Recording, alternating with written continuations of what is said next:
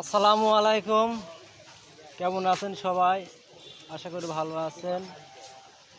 আমরা এই মুহূর্তে আছি কুষ্টিয়ার ফকির লালন সাহেবের মাজারে।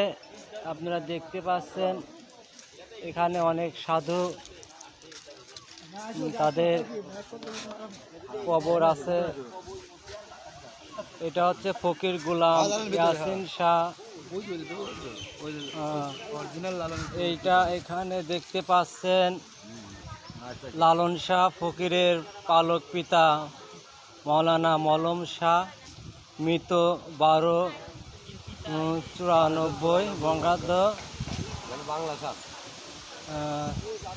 তারপরে এখানে আছে লালন গীতির শিল্পী মকসেদ আলী শাহ, বেতার টেলিভিশন শিল্পী। আরও অনেকেই আছে, তাদের নাম নেওয়া সম্ভব হচ্ছে না। আমরা পরিবার সহ বেড়াতে আসছি। এই যে দেখেন,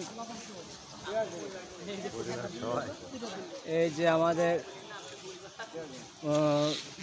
জীবন সাহেব, তাকেও দেখতে পাচ্ছেন। আসলে এখানকার পরিবেশটা অনেক ভালো। এখানে আসছিলাম যত সম্ভব 1999 সালে, তারপরে এখানে আর আমার আসা হয়নি।